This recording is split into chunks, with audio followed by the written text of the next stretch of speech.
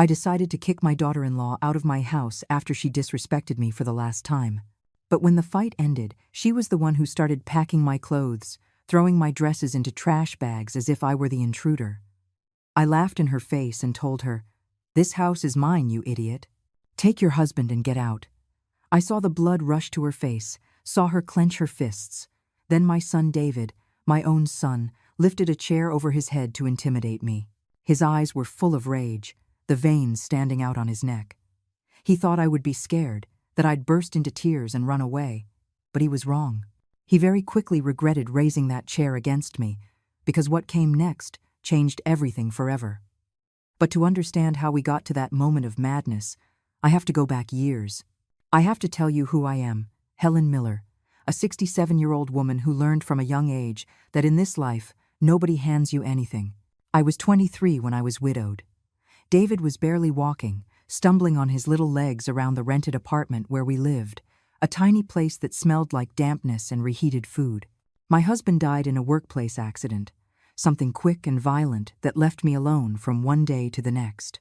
No life insurance, no savings, no family who could help me. It was just David and me, against the entire world. I got a job at a textile factory at first, 12-hour shifts that left my hands swollen and my back ruined. The pay barely covered the rent and basic food, but I had something many people don't. I knew how to sew. My mother had taught me since I was a girl, and although the factory work was mechanical and exhausting, I knew I could do much more. I could create, fix, transform fabrics into something beautiful that people would be willing to pay for. I started taking orders at night, while David slept in his little bed. I sewed party dresses, mended pants, and embroidered tablecloths for celebrations. The sewing machine hummed until dawn in that small apartment, and my eyes burned under the yellowish light of the only lamp we had. Every stitch was one more penny closer to something better. Every finished dress was a promise I made to myself. Someday we would have our own house, a place where no one could kick us out. Years passed like that.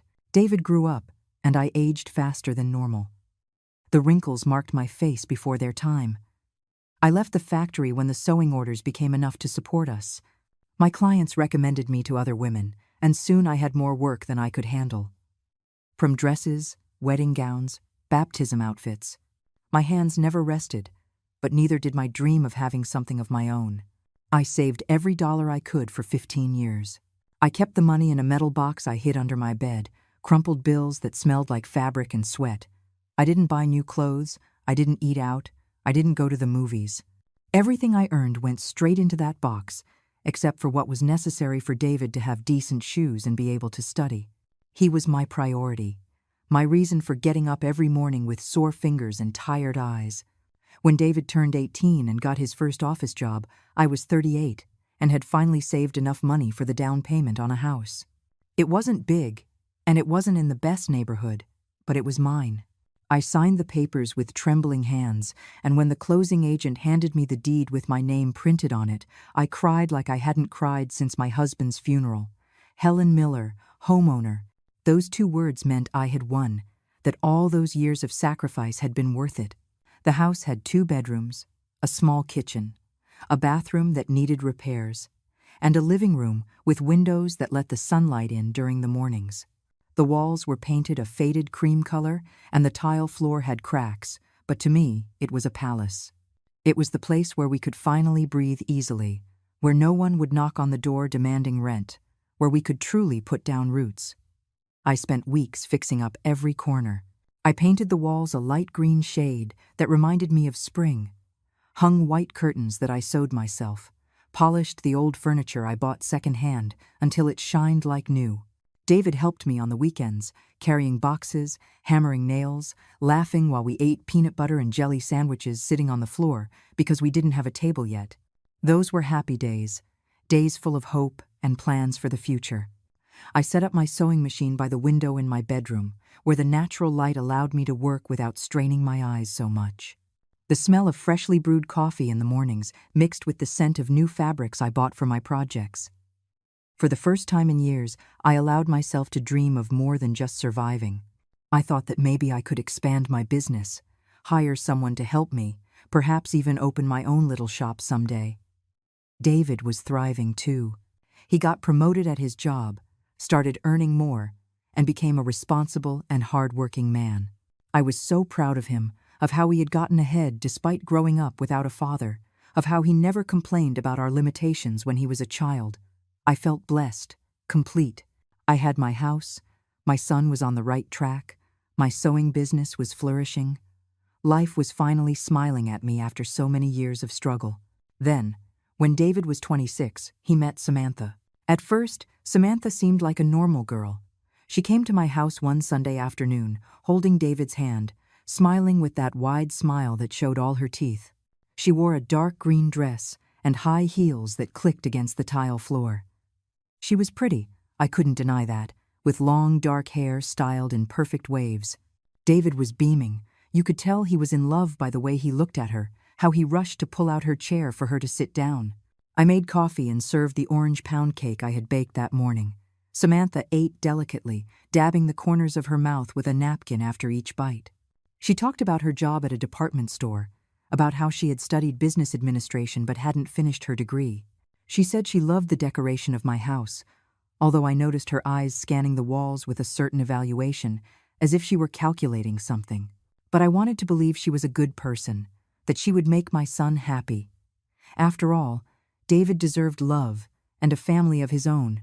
They started dating seriously. David brought her to dinner 2 or 3 times a week. I cooked his favorite meals, set the table nicely, tried to make Samantha feel welcome. She always thanked me, always smiled, but there was something in that smile that didn't quite reach her eyes. Sometimes she made small, almost imperceptible comments. She'd say things like the house was cozy for being so old, or that my cooking was good, even if I used a bit too much salt. Comments that sounded like compliments but left a bitter taste in your mouth. A year later, David gave me the news. They were getting married. Samantha was pregnant. My heart filled with mixed emotions. On one hand, I was happy my son was starting a family. On the other, something inside me tensed up, a silent alarm I didn't know how to interpret at the time. I gave them my blessing, hugged them, told them I would support them in everything, and I kept my word. I paid for a good portion of the wedding, and I sewed Samantha's wedding dress with my own hands, an elegant design in ivory fabric that fit her perfectly. The wedding was small but beautiful. Samantha looked radiant in the dress I had worked on for weeks, every stitch made with love for my new daughter-in-law. David couldn't stop looking at her, and I watched them exchange vows with tears in my eyes. I thought maybe I had been wrong about my doubts, that Samantha would be a good wife and mother. Maybe those odd comments were just my imagination, my fear of losing my son. But then came the conversation that would change everything. 3 days after the wedding, David and Samantha showed up at my house with suitcases. Samantha had had a miscarriage. She was pale, her eyes swollen from crying. David looked devastated. They told me between sobs, hugging each other in my living room, and I cried with them. I made them tea, comforted them, told them they were young and could try again when they were ready. Then David made the request. He said they had to leave the apartment they were renting because, with the wedding and medical expenses, they were out of money. He asked if they could stay with me for just a few months, just until they got back on their feet financially and could rent something new. He looked at me with those eyes I had known since he was a baby, the same eyes he used to ask me for things when he was a child. How was I going to say no to my only son at such a difficult time? I told them yes. Of course I told them yes. My house had 2 bedrooms. David could have the one that had always been his, and I would stay in mine. It was temporary, just a few months until they stabilized. What could possibly happen in just a few months? That same afternoon I helped them settle their things, washed the sheets, put clean towels in the bathroom. I prepared a special dinner to lift their spirits. Samantha barely touched her food but thanked me with a weak smile. The first week was quiet. Samantha spent most of her time in the bedroom, recovering physically and emotionally. I brought her food, made her herbal teas, tried to give her space while she processed the loss. David went to and from work, looking more stressed each day by the debts they had accumulated. I didn't ask much, just offered my quiet support and my house as a refuge. But in the second week, something started to change. Samantha came out of the bedroom more often, starting to move around the house with a different energy. One morning I found her moving the living room furniture. She had pushed my favorite armchair into the corner and moved the coffee table toward the window. When I asked what she was doing, she said she just wanted to let more light in, that the old layout made everything look too dark. She said it so naturally that I didn't know how to object without sounding difficult. Another day, I came home from grocery shopping and found she had changed the kitchen curtains. The white ones I had sewn were folded on a chair, and in their place hung some brown ones she had bought. She said they matched the cabinets better.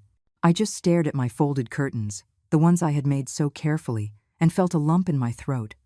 But I said nothing. After all, she was grieving. Maybe she just needed to feel like she had control over something. The weeks turned into months. Every time I mentioned how the apartment hunt was going, David would say they hadn't saved enough for the deposit yet, that prices were too high, that they just needed a little more time. And I would nod, because he was my son, and I couldn't throw him out on the street. But Samantha no longer acted like a temporary guest. She acted as if the house were hers. She started cooking without asking me, using my pots and pans, leaving them dirty in the sink for me to wash later. When I cooked, she'd make comments about how I'd used too much spice, or that the meat was too dry. She invited her friends over without telling me, and I'd come home to find my living room full of strangers who looked at me like I was the one interrupting. One of those afternoons, one of her friends asked me if I was the housekeeper. Samantha laughed and said no, I was her mother-in-law, but she didn't correct her friend when she assumed the house belonged to them. My sewing machine, my work tool, my source of income, started to bother her. She complained that the noise didn't let her sleep, even though I only sewed during the day. She said the threads and fabrics scattered around made the house look messy. One day I came home and found she had stuffed several of my projects into boxes and stored them in the closet. When I protested, she told me she needed to make space, that I could sew some other time, that it wasn't a big deal. But the worst part wasn't what she did. It was what she said. The worst part was the words. Those small, poisoned phrases that Samantha would drop with a smile, as if they were simple observations. Comments that started as occasional, and then became daily, constant, like water dripping on a stone until it wears it down. She'd say things like, "At your age, you should be thinking about resting," that working so much with the sewing was going to make you blind, that older women need help, because their memory starts to fail and it's dangerous for them to live alone. But I wasn't living alone. I was living in my own house with two people who were supposed to be my family. When my friend Margaret came to visit, as she had done for years, Samantha would look annoyed. She'd sigh loudly, slam doors, turn up the volume on the television. One afternoon, Margaret and I were having coffee in the kitchen when Samantha came in and said she needed to make dinner. And could we please go talk somewhere else because she needed the space? Margaret looked at me uncomfortably, and we finished our conversation standing in the small backyard. After that day, Margaret started visiting less. I knew she felt unwelcome, that she didn't want to cause me trouble with my daughter-in-law. Sundays had always been sacred to me. It was the day I cooked something special, when the house smelled like home cooking and family. But Samantha started suggesting they just order takeout, that I was too tired to cook and should save my energy. When I insisted on cooking anyway, she would eat just a few bites and then say she was too full, leaving her plate almost untouched. David would end up eating more of her portion than mine, and I'd watch as my food got cold on the plates, rejected. One night, I overheard a conversation I wasn't supposed to hear. I had gone to the bathroom, and on my way back, I passed David's room. The door was slightly open, and Samantha's voice slipped through the crack. She was on the phone with someone, probably a friend. She was saying that living with her mother-in-law was unbearable, that I was a nosy old woman who didn't know when to step aside, that the house was old and small, but at least they weren't paying rent, and that she just had to hold on a little longer and here she paused, until I wasn't a problem anymore. She didn't specify what that meant, but the tone of her voice chilled my blood. I stood frozen in the hallway, my hand over my mouth to keep from making a sound. I felt my stomach turn, my legs tremble. I went back to my room like a sleepwalker and sat on the edge of my bed in the dark. I couldn't sleep that night. I just stared at the ceiling, listening to the sounds of my own house that no longer felt like mine. The clock ticked away the hours, and I tossed and turned in the sheets, wondering at what point I had lost control of my life. The next day, I confronted David. I asked to speak with him alone and told him I needed to know when they planned on leaving, that 6 months had passed, and I needed my space back. David looked at me, surprised, as if the idea of leaving were completely new. He told me they still didn't have enough money, that things were tough, and how could I even think of kicking them out when Samantha was still recovering?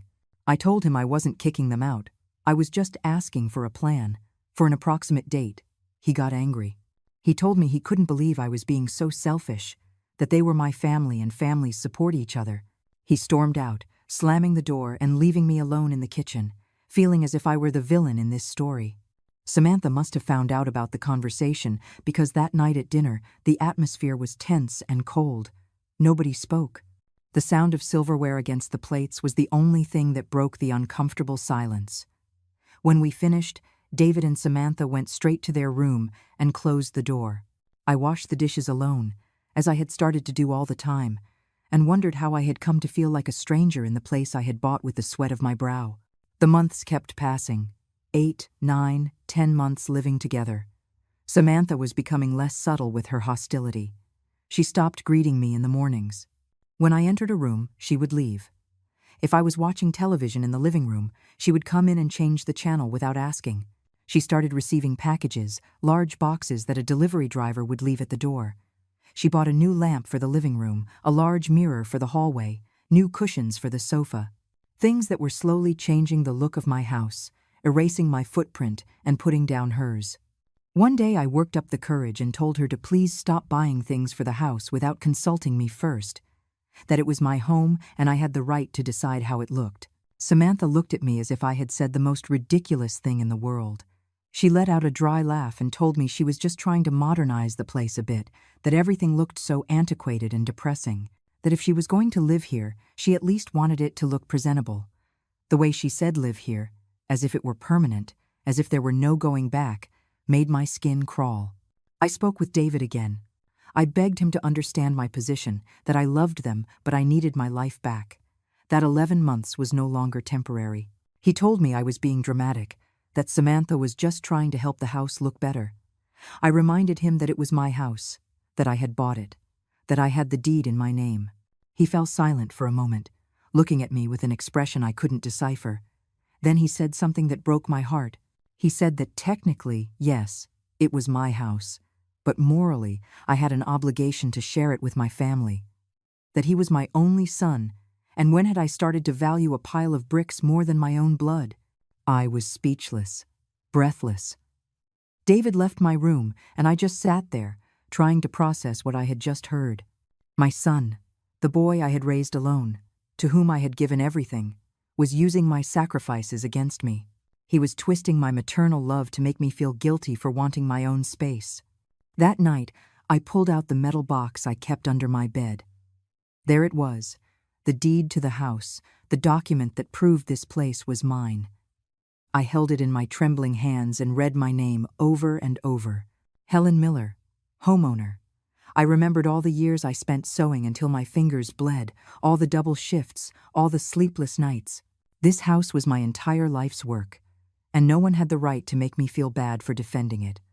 But I was also a mother, and the years of sacrifice had taught me to put David's needs before my own. Maybe I just needed to be more patient. Maybe things would get better. I put the deed back in the box, hid it under the bed, and tried to convince myself that everything would be okay. I had no idea how wrong I was. Because the worst was yet to come. A full year passed. 12 months since David and Samantha arrived with their suitcases, saying it would only be temporary. The house didn't feel like mine at all anymore. Every corner had Samantha's mark on it, from the new pictures on the walls to the gray towel set she had put in the bathroom. My things were slowly disappearing, put away in boxes, relegated to corners, as if I were the one just passing through and not them. My sewing business was suffering. Clients stopped calling as often because Samantha had made it clear she didn't like having strangers in the house. When someone came by to pick up a dress or get measured, she would look annoyed, sigh loudly, and make comments about how the house looks like a shop. Several clients told me they'd rather find another seamstress because they felt uncomfortable with the atmosphere. I was losing the business I had spent years building, the reputation I had earned through hard work. My income started to drop. I, who had always been self-sufficient, who had never asked anyone for a penny, was starting to see my savings dwindle. Because even though David and Samantha lived in my house, they contributed very little. At first, they said they would pay half the utilities, but they always had excuses. They had unexpected expenses this month, next paycheck for sure. Don't worry, they'd get caught up soon. But the day to get caught up never came. I ended up paying for the water, the electricity, the gas, the food. They ate from my refrigerator, used my electricity for their gadgets, showered with my hot water.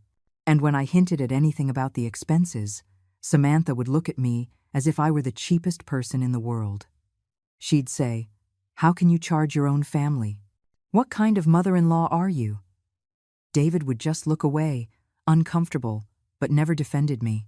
One afternoon I was sewing a yellow dress for a prom, one of the few orders I had left. It was delicate work, with beadwork that had to be sewn by hand. I had been concentrating for hours when Samantha entered my room without knocking. She said she needed me to do her a favor, that she had an important job interview and needed me to fix a pair of pants. I told her, of course, just leave them, and I'd have them ready in 2 days. She got upset. She said she needed them for tomorrow. How could I not have time to help my own daughter-in-law? I explained that I had to finish the prom dress first, that it was a paid commitment. Samantha huffed and said I always put strangers before family. She grabbed the yellow dress from my hands, looked at it with contempt, and threw it onto the bed. I froze, watching as the delicate fabric wrinkled. As some of the pearls I had so carefully sewn came loose, I asked her to get out of my room. She smiled, that cold smile I knew so well, and walked out slowly, savoring my frustration. I had to work until 3 o'clock in the morning to repair the damage and finish the dress on time. My eyes were burning, my back was destroyed, but I couldn't let my client down. When I delivered the dress, the girl's mother noticed my exhaustion and asked if I was okay. I told her yes, it had just been a heavy week. But the truth was, every week was heavier than the last. The final straw came on a Thursday afternoon. I had gone to the grocery store to buy vegetables, and when I returned, I found Samantha sitting at the kitchen table with a pile of papers in front of her. She was calculating something on a calculator, frowning as she wrote numbers in a notebook. I got closer and saw they were the utility bills for the house, the water, electric, gas, and phone bills, all in my name. I asked her what she was doing. She looked up and told me, completely naturally, that she was reviewing the household expenses, that she had noticed I was paying for everything, and that wasn't fair. For a moment, I thought she was finally going to offer to contribute as she should. But no. What she said next left me breathless. Samantha said she had been thinking that I should be contributing more to the household expenses, that they were 2 people and I was only 1, but we all ate the same amount, that I used more hot water because I showered earlier, that my sewing machine used a lot of electricity, that the fair thing would be to split the costs 3 ways, but considering I used more resources, I should pay 40% while they would each pay 30%. I just stared at her, unable to believe what I was hearing. I was in my own house, the house I had bought, and my daughter-in-law was telling me how much I had to pay for utilities. I told her no, that this was ridiculous, that it was my house, and if anyone should be paying more, it was them, who had been living here for free for a year. Samantha slammed the notebook shut and looked at me with narrowed eyes. She said I was selfish, that I didn't understand the concept of family, that she and David had done me a favor by coming to live with me so I wouldn't be alone in this big house, that at my age, it's dangerous to live alone, that I could fall, get sick, or die, and nobody would even notice for days. The way she said it, cold and calculated, made me understand something terrible. Samantha wasn't here out of necessity. She was here because she wanted my house. She had seen an older woman, alone, with property, with no other family than a manipulable son, and had decided I was easy prey. Every comment about my age, every insinuation about my health, every mention of how dangerous it was to live alone, it had all been part of a plan to make me feel like I was the one who needed them, and not the other way around. That night, I pulled the metal box out from under my bed again. I opened the deed and read it completely, every word, every clause. The house was 100% in my name. David had no legal right to it. I could ask them to leave whenever I wanted. But he was my son, my only son, the boy I had raised alone, to whom I had given everything. How could I throw him out on the street? I decided to try one last conversation. I asked David to talk, without Samantha present. I invited him to breakfast at a diner near his work. When we sat across from each other, I looked at my son and searched his eyes for the boy he had been. I told him, with all the love I could gather, that I needed them to leave, that I loved them, but I couldn't go on like this, that I needed my house, my space, my life back. David didn't let me finish.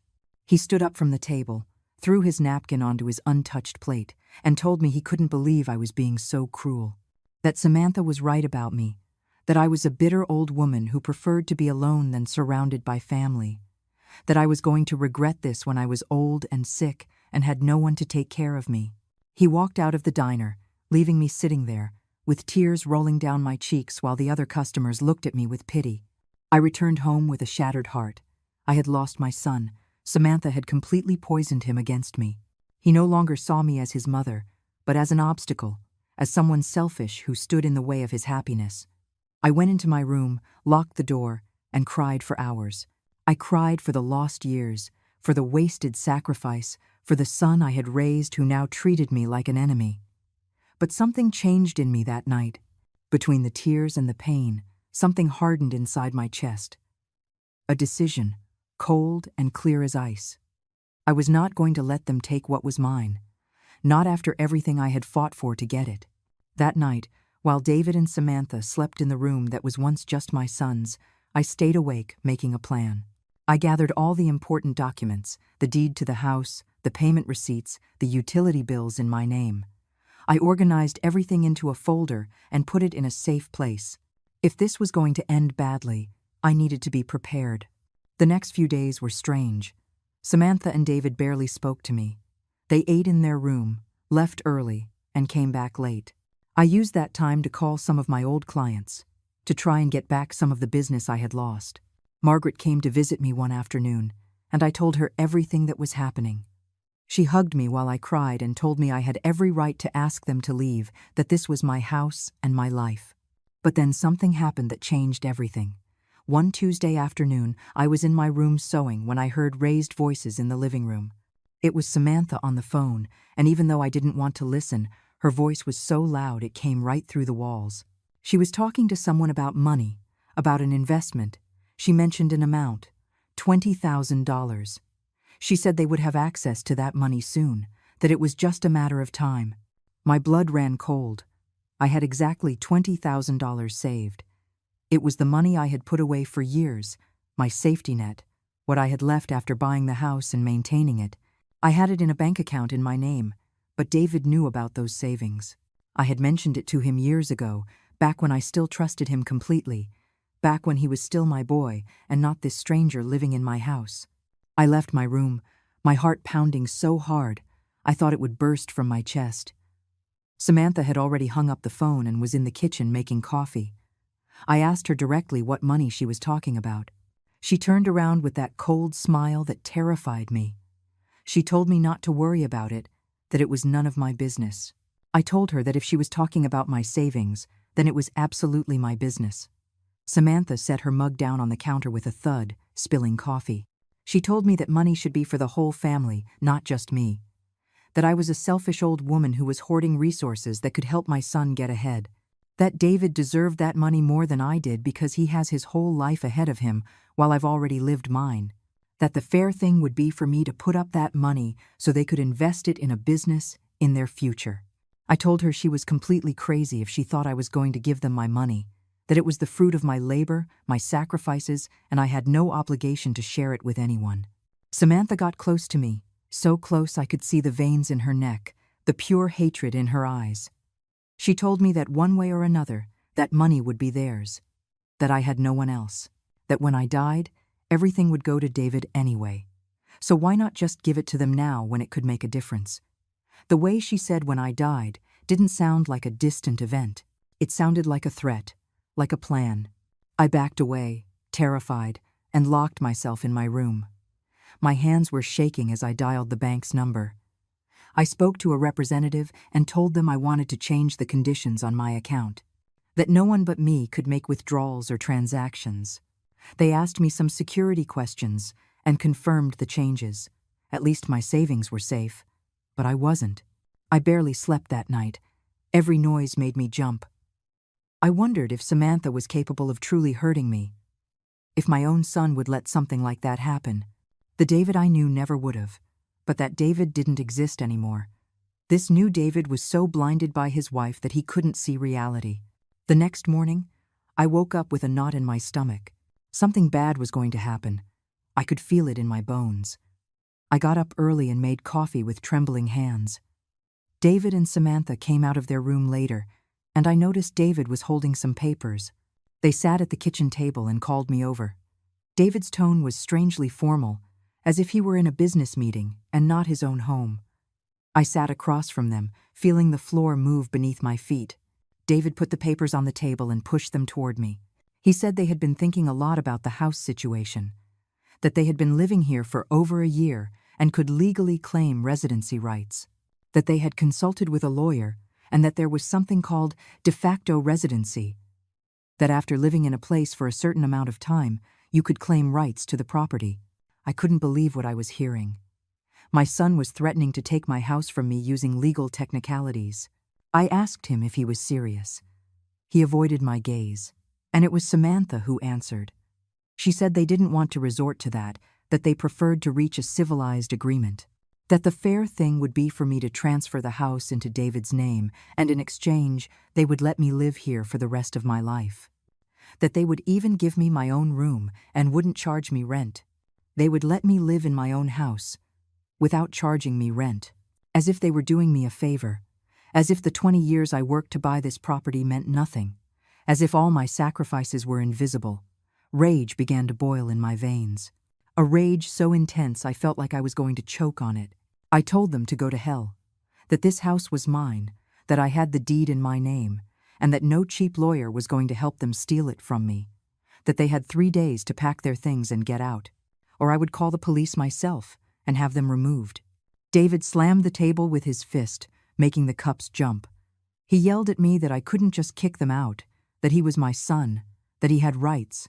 I yelled back that the only right he had was to have been loved and raised by me, and that he had trampled on that right every single day for the last year, that the house was mine and mine alone, and if they wanted a property so badly, they should work and buy their own, just like I did. Samantha jumped up, her face red with fury. She pointed her finger at me and said I was going to regret this, that I would end up alone and abandoned, just like I deserved. I told them I would rather be alone than surrounded by snakes like them, that they should get out of my sight before I did something I regretted. David and Samantha stormed out of the kitchen, slamming their bedroom door so hard it shook the walls. I sat at the table, my heart pounding so hard I thought I'd have a heart attack. But I also felt something else. I felt power. I felt like I had finally gotten my voice back. That afternoon I went straight to see a real lawyer, not the charlatans they had found. I told him the whole situation and showed him my documents.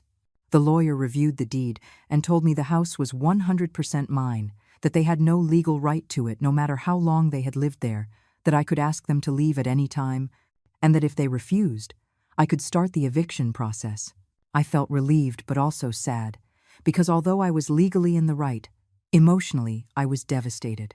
He was my son, my only son, and I had reached the point of having to threaten him with lawyers and police to get my own house back.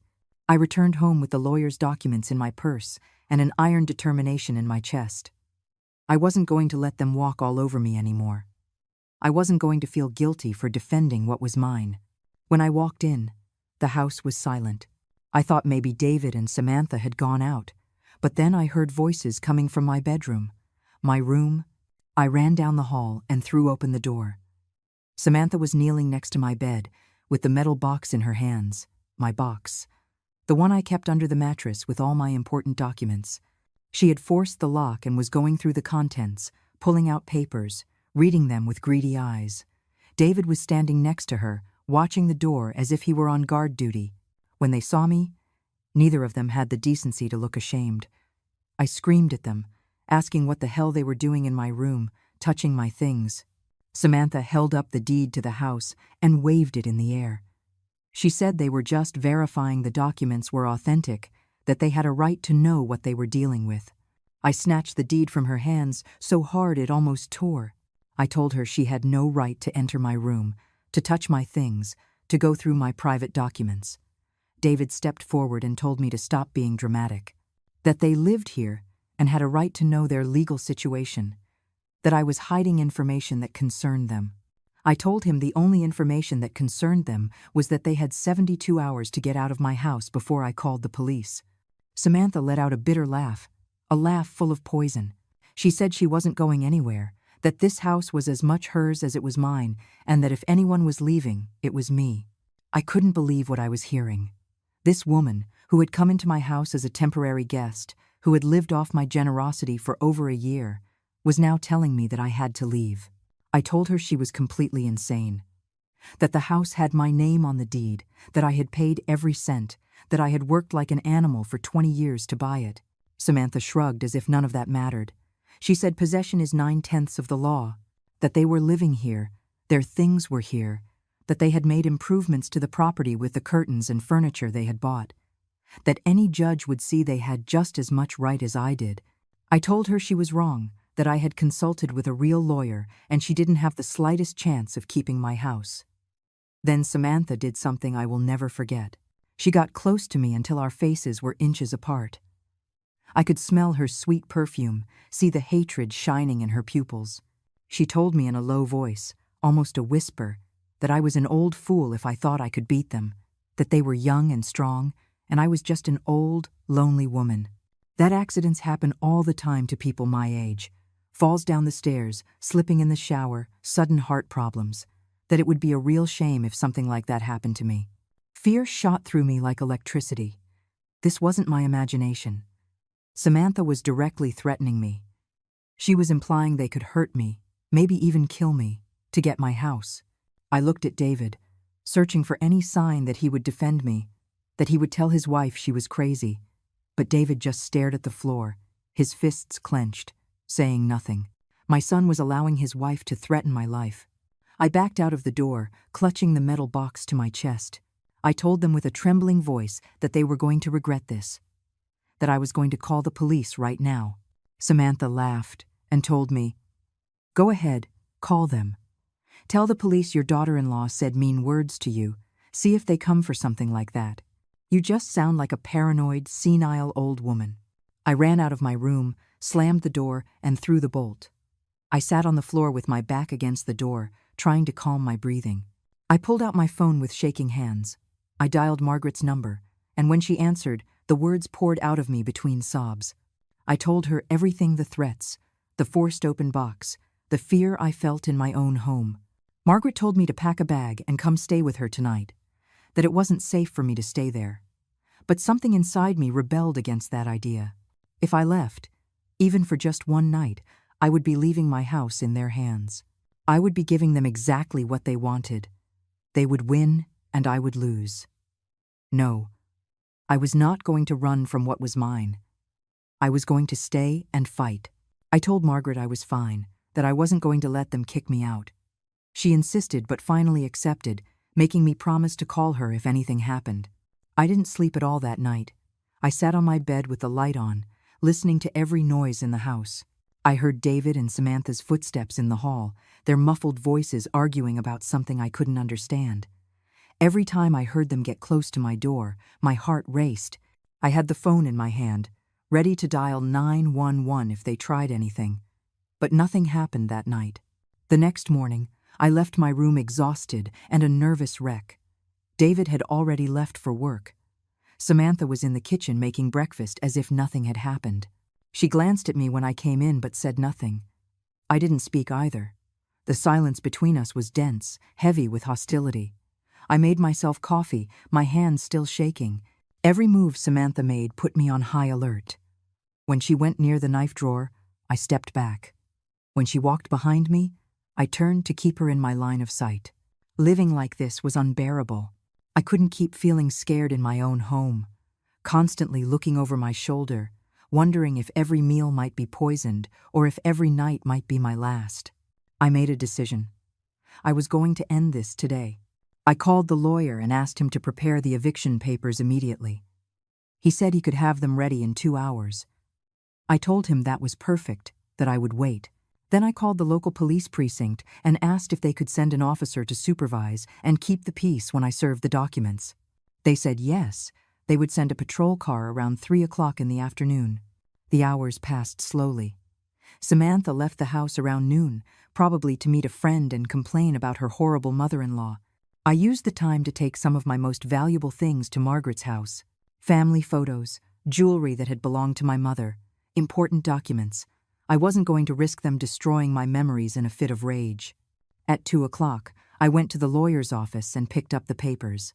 The formal eviction, giving them 15 days to vacate the property.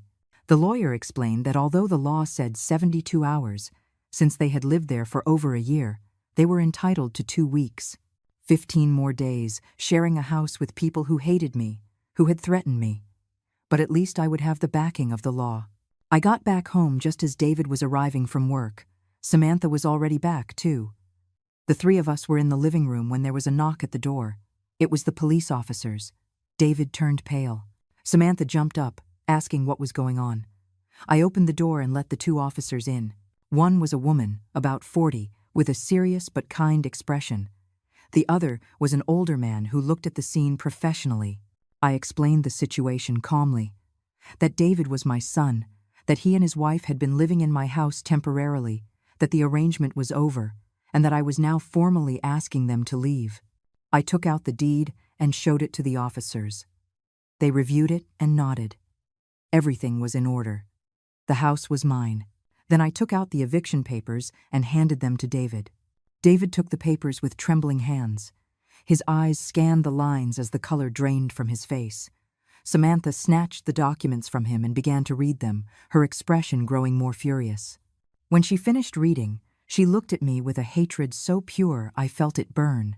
The female officer explained in a calm voice that the papers were legal and binding, that they had 15 days to vacate the property, or they would face more severe legal consequences. Samantha screamed that this was an outrage, that I couldn't just throw them out on the street like this, that David is your son, and mothers don't do this. The officer replied that Mrs. Miller was the sole owner of the home and had every legal right to ask them to vacate, that if they had questions, they could consult their own lawyer, but the papers were in order and they had to comply. David finally spoke. His voice sounded broken, small, nothing like the man who had lifted a chair against me. He asked me how I could do this to them. How could you throw your own son out on the street? I looked him straight in the eye and told him, "You made this decision when you allowed your wife to threaten me, when you tried to steal my house, when you broke into my room to go through my things like I was a stranger. You chose Samantha over me, and now you have to live with that choice." The officers stayed for a few more minutes to make sure the situation didn't escalate. Before they left, the female officer gave me her card and told me that if I felt I was in danger, I shouldn't hesitate to call. That they would return in 15 days to ensure the eviction was completed. When they left, the silence in the living room was deafening. David was still holding the papers, staring at them as if he couldn't believe they were real. Samantha was the first to react. She broke the silence with a scream of fury that echoed through the house. She told me I was going to regret this, that I didn't know who I was messing with. That she wasn't just going to leave, that if I wanted a war, I was going to get one. I replied with a calm I didn't know I possessed that the papers spoke for themselves, that they had 15 days and not one more. That after that, if they weren't gone, I would be back with the police, and they would be forcibly removed. David dropped the papers on the floor and walked toward me. For a moment, I thought he was going to yell, but what he did was worse. He looked at me with eyes full of tears and asked, "When did you become so cruel?" He said he thought I loved him, that he always believed that to a mother, nothing was more important than her son. How could you value a house of bricks more than your own blood? I felt something break inside me. I told him that I had loved him more than anything in this world, that I had worked until I destroyed my body to give him everything he needed, that I had stayed alone sewing until the early morning hours so he could have shoes and food and an education, that I bought this house thinking that one day he would inherit something of value, something that represented all my sacrifices. But he had spit on that love when he chose to believe his wife's lies about me, when he treated me like a burden in my own home, when he let her threaten me and did nothing to defend me. I told him that the David I raised, the sweet boy who used to hug me and tell me I was the best mom in the world, that David was dead. That the man standing in front of me was a stranger, manipulated by a calculating woman who only wanted my property. That if he ever woke up and realized what he had done, it would be too late, because I couldn't keep being hurt by the people who were supposed to love me. David opened his mouth to respond, but Samantha interrupted him. She grabbed his arm and told him not to waste his breath on me, that I had shown my true colors, that I could go to hell with my house and my loneliness. She dragged David toward their room, and they slammed the door so hard the pictures on the wall rattled. I stood in the middle of the living room, trembling from head to toe. I had won the legal battle, but the emotional price was devastating. He was my son, my only son, and I had just kicked him out of my house. I sat on the sofa and cried silently, hugging myself, feeling an emptiness in my chest I had never experienced before. The next few days were hell. David and Samantha didn't speak to me. When I entered a room, they left. They ate locked in their bedroom, leaving dirty dishes in the sink for me to wash. They started packing their things, but they did it with deliberate slowness, as if they wanted to torture me by extending their presence as long as possible. One night, I heard them arguing in their room. David's voice sounded desperate, pleading. He was telling Samantha that maybe they should try talking to me, apologizing, finding a solution. Samantha yelled at him not to be weak, that I was the one who should apologize, that if he lowered himself to beg his mother, she would leave and let him be alone. David went quiet after that. On the 5th day of the eviction period, I came home from the grocery store and noticed something was different. It took me a moment to realize what it was. Several of my pictures were missing from the walls. Pictures I had bought with my money that had decorated my house for years. I ran to my room and found several of my things were missing too. An antique jewelry box that had been my mother's. A lamp that had cost me 2 months' work to buy, even some of my best bed linens. I stormed out of my room and pounded on David and Samantha's door. Samantha opened it with an innocent expression. I asked her where my things were. She shrugged and said she didn't know what I was talking about. That if things were missing, maybe I had lost them. That at my age it's normal to start forgetting where you leave things. I told her I knew perfectly well she had taken them, and to return them immediately, or I would call the police.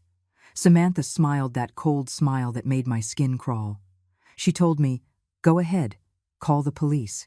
Tell them your daughter-in-law took a few things from the house she lives in. See if they believe an old woman with memory problems or a young, sane woman.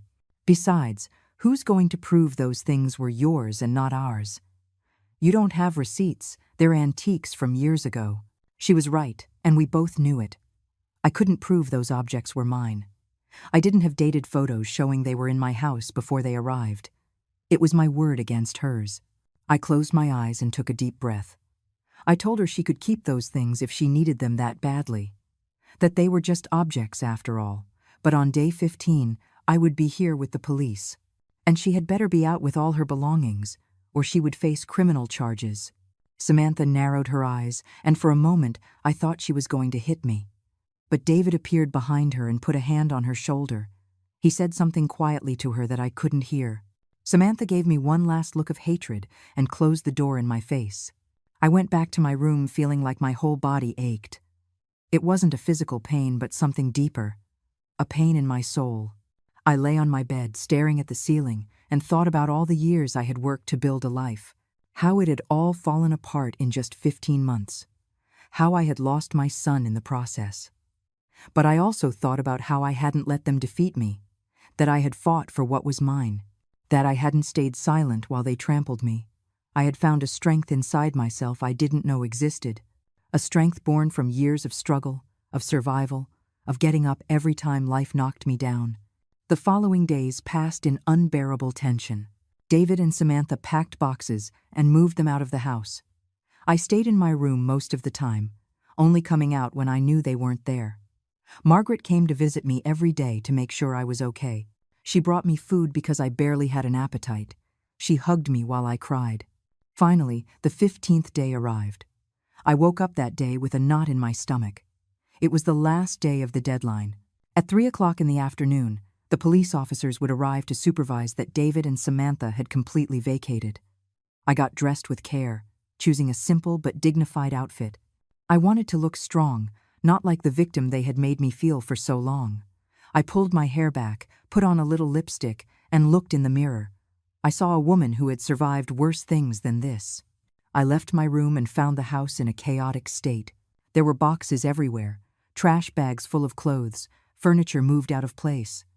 David was carrying things to a moving van they had rented, which was parked in front of the house. Samantha was in the living room, packing the last few items with abrupt, angry movements. When she saw me, she shot me a venomous look, but said nothing. I made myself coffee in the kitchen, trying to ignore the chaos around me. My hands trembled slightly as I held the mug. Just a few more hours until this was all over.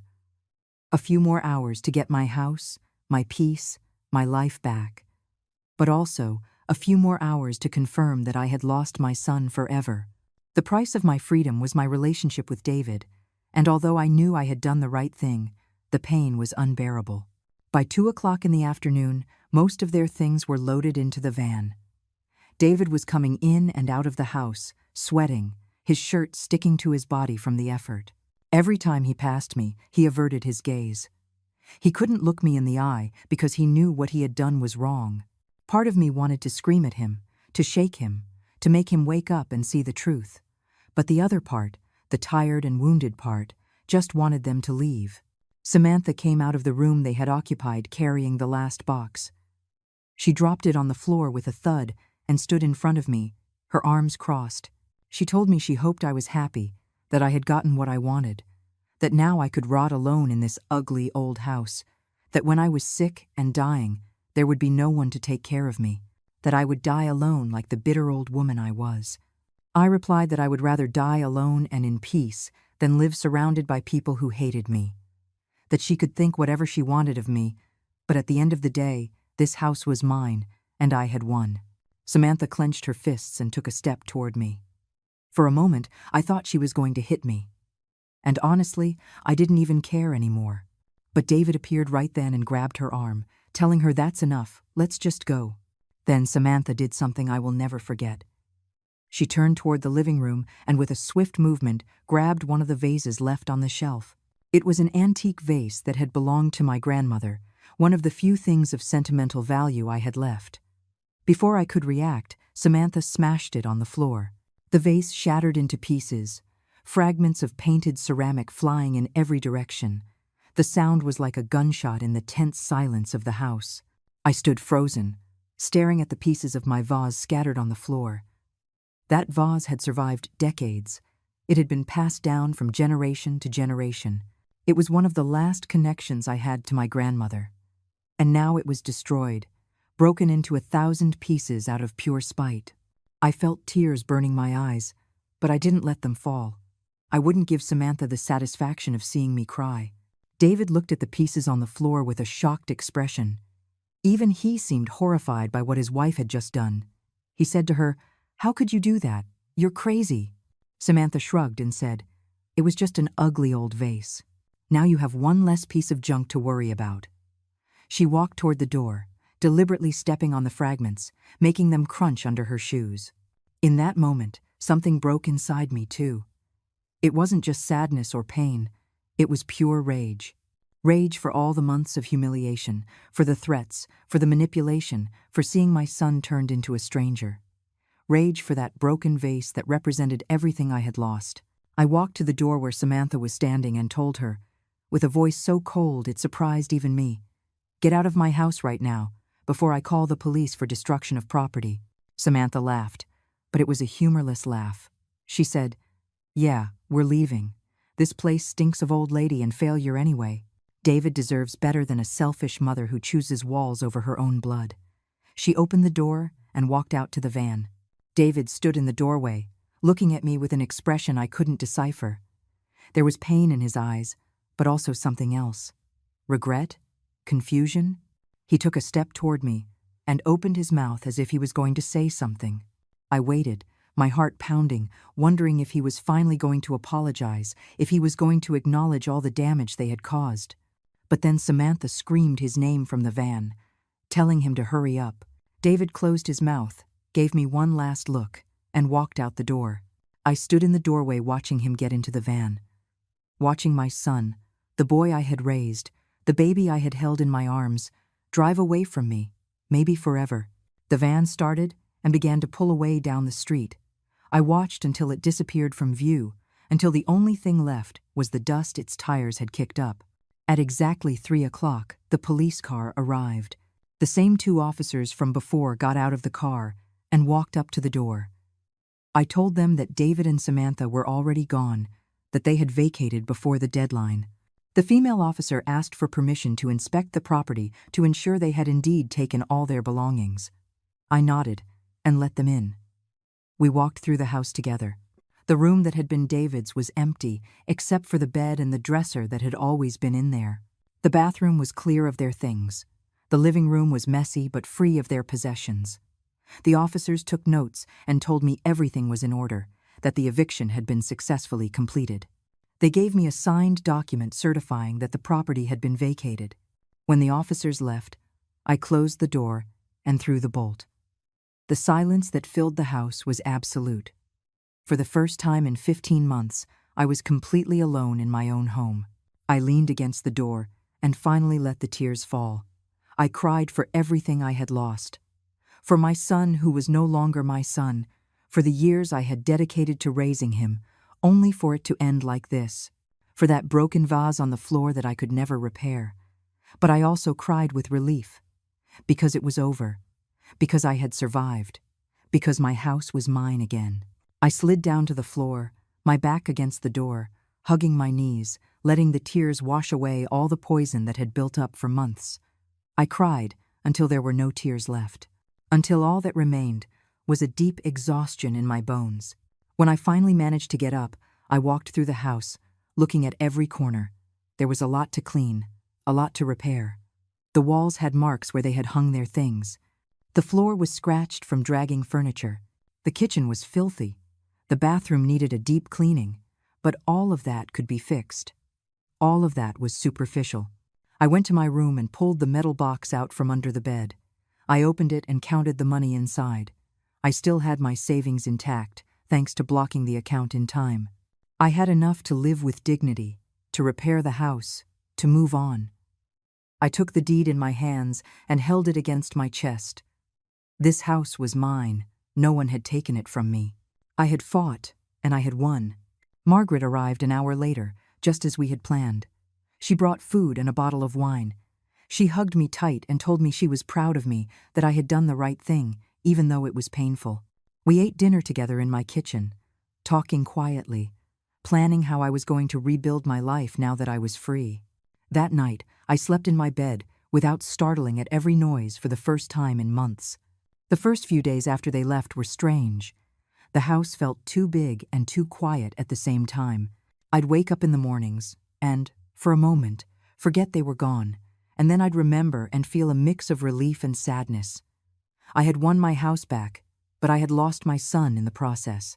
That thought haunted me at night, when everything was dark and quiet. But I decided not to stay paralyzed by the pain. I started cleaning the house from top to bottom. I scrubbed every surface, washed every corner, removed every trace of Samantha's presence. I hired a painter to redo the walls, choosing a light yellow color that made everything feel brighter and more hopeful. I bought new curtains, white and simple, just like the ones I had always loved. Slowly, my house began to feel like mine again. I called my old clients, one by one. I explained that I had been dealing with family problems but was now fully available to take on work again. Some had already found other seamstresses, but several told me they were glad I was back, that they had missed my work. The orders started coming in again. Dresses for weddings, pant alterations, special embroidery. My sewing machine started humming by the window again, and the sound filled me with peace. One afternoon, 3 weeks after the eviction, the doorbell rang. I opened the door and found a young woman I didn't know. She was holding a lilac-colored dress in a plastic bag and asked if I was the Mrs. Miller who did alterations. I told her I was. She explained that her sister was getting married in 2 weeks and needed her bridesmaid dress adjusted. I invited her in and took her measurements. As I worked, she told me about the wedding, about how excited her sister was. There was joy in her voice, hope. It reminded me that life goes on, that there were still good things. Margaret came to visit me almost every day. We'd have coffee in the kitchen and talk about everything and nothing. She never mentioned David unless I brought him up first. She was considerate that way. She knew when to push and when to let things be. She helped me buy new furniture to replace some of the things that had been damaged. We went to a flea market together and found a beautiful dark wood dining table. We brought it home, laughing like schoolgirls as we struggled to get it up the stairs. A month after the eviction, I adopted a cat. It was a stray that showed up in my backyard one morning, thin and scared. I gave him milk and tuna, and he stayed. I named him Peace because that's what I had finally found in my life. Peace became my constant companion. He slept at the foot of my bed, sat next to me while I sewed, followed me around the house. His presence filled the silence in a way that comforted me. The weeks turned into months. Summer gave way to fall. The leaves on the trees in front of my house turned orange and brown, falling gently onto the yard. I kept working, sewing, rebuilding my life piece by piece. The pain over David was still there, a wound that hadn't fully healed, but I learned to live with it. I learned that a mother's love doesn't disappear just because your child disappoints you. But I also learned that loving them doesn't mean you let them destroy you. One afternoon in November, 4 months after they left, I was watering the plants in the yard when I saw a familiar figure walking down the street. It was David. He was alone, hands in his pockets, walking slowly as if he were gathering the courage for something. He stopped in front of my house and just stood there, staring at the door. I stayed motionless, the hose in my hand, not knowing what to do. Finally, David walked up the driveway. He saw me standing in the yard and stopped. We looked at each other in silence for a moment that felt like an eternity. I noticed he looked different, thinner, with deep dark circles under his eyes, his clothes wrinkled. He looked like someone who had been through hard times. He opened his mouth to speak, but the words didn't come out. I saw his eyes fill with tears. I asked him where Samantha was. David looked down and told me she had left him, that 2 weeks after they moved out, she had met another man, someone with more money and better prospects. That one morning he woke up and she was just gone, having taken half their things and left a note saying she didn't want to be with him anymore. He said he had been living in a tiny apartment, barely able to pay rent, eating just enough to get by. He told me he was sorry, that he had been a blind idiot, that Samantha had manipulated him from the beginning, making him believe I was the problem when it was really her.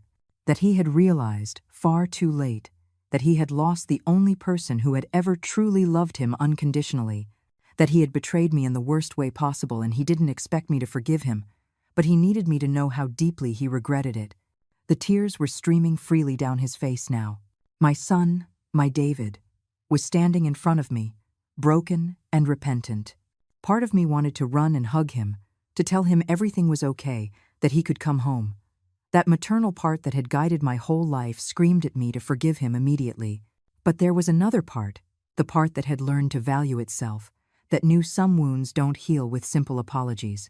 I told him I appreciated his words, that I could see he was truly sorry, but that I couldn't just forget everything that had happened.